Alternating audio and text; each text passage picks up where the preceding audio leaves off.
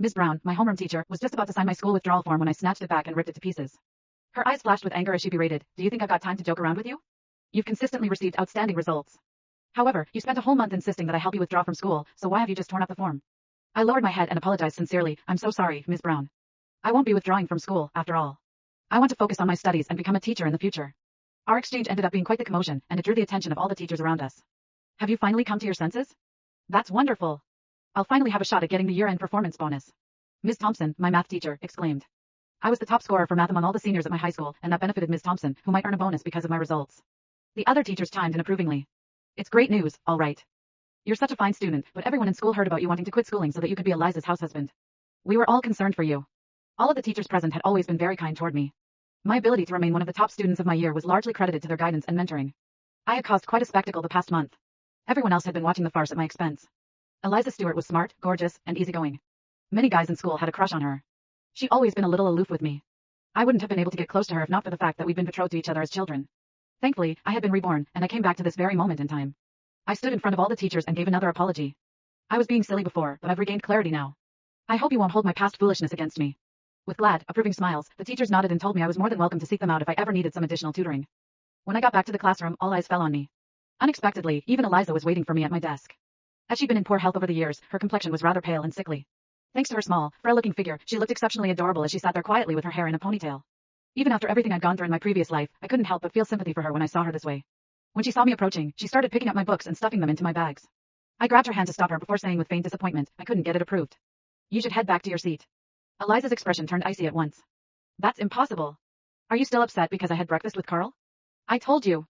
I only bumped into him by coincidence. In any case, Carl and I are both part of the student council. It stands to reason that we need to sit together and have a discussion sometimes." Tom Neely, who sat beside me, couldn't resist butting in. "Stop flaunting your relationship in front of the rest of us.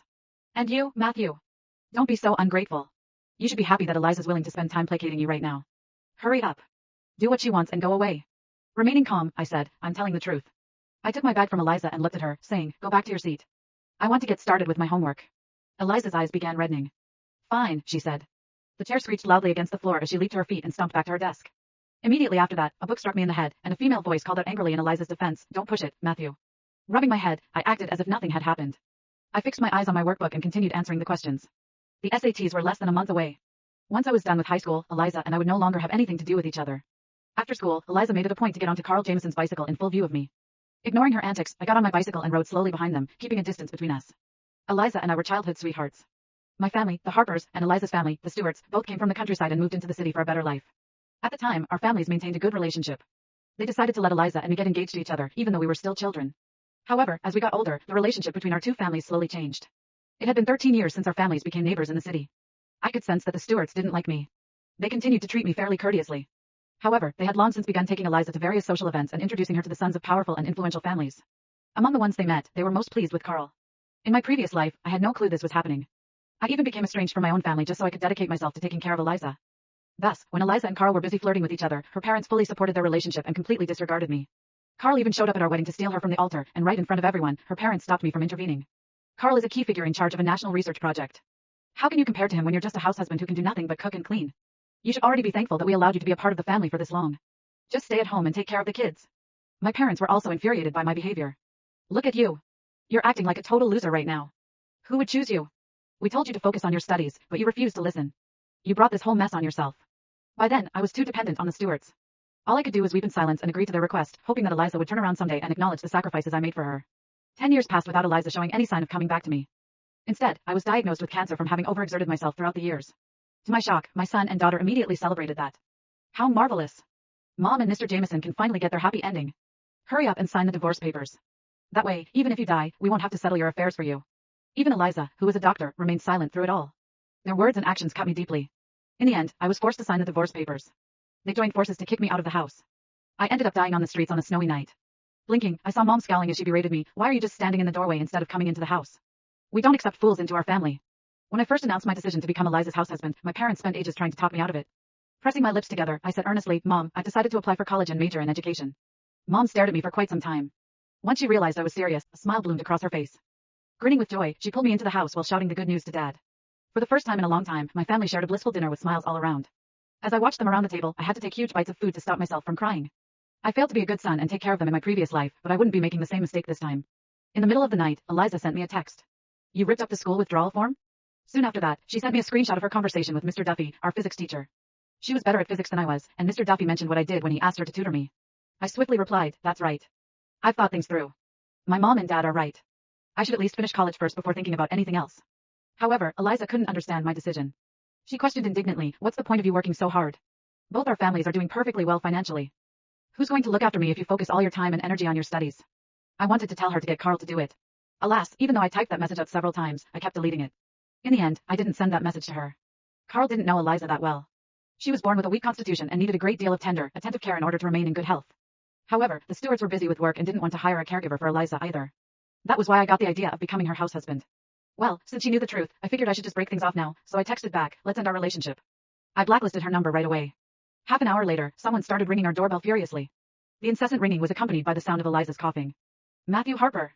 Open the door right this instant. I pulled my blanket over my head and acted as though I couldn't hear anything. Eventually, my parents rushed to get the door after hearing the commotion. Where's Matthew? Eliza questioned loudly. Judging by how much louder she was than usual, she was probably hopping mad because of me. As she spoke, I heard the sound of her footsteps getting closer. Mom seemed to have stopped her in time, but Mom spoke too softly for me to hear what she said to Eliza. After a while, Eliza left, and several moments after that, Mom knocked on my door. She said to me, since you've broken things off with her, your dad and I think we should finally move forward with our plan to move out. I quickly sat up in bed and nodded eagerly in agreement. That was perfect. The next day, Mom and Dad called me out of school. Eliza camped outside my house, but she had to head to school alone when I didn't show up. A few more days passed before I finally started attending school again.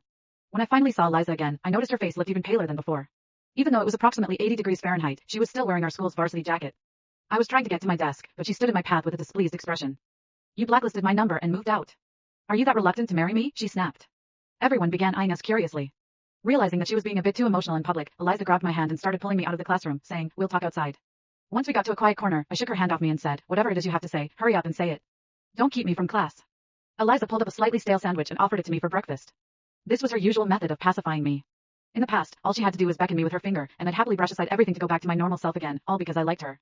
No matter what she did, I always thought of her as the most perfect person in the world. But after the pain I experienced in my previous lifetime, nearly all of my feelings for her had disappeared. Without accepting the sandwich, I said, I've already eaten. You should give this sandwich to someone who wants it. Taken aback by my reaction, Eliza looked at me with a frown. What on earth has gotten into you lately? Nothing is going on between Carl and me. We only hung out a few times with our families around.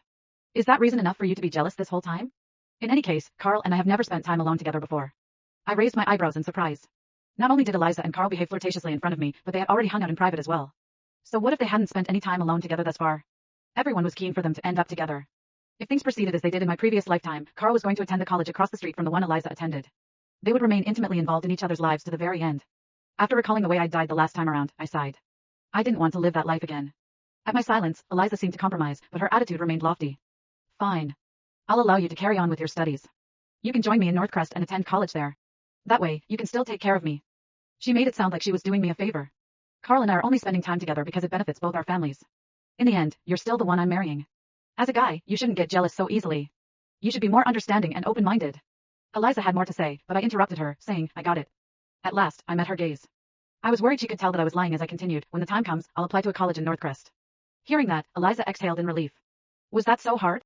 You should have just gone with this from the start instead of making me waste so much of my time and effort on this.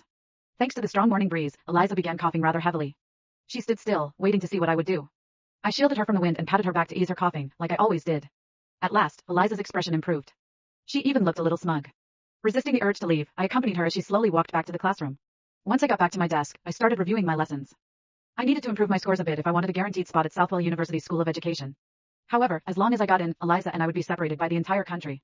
She would be up in the north while I would be down in the south. We would never see each other ever again.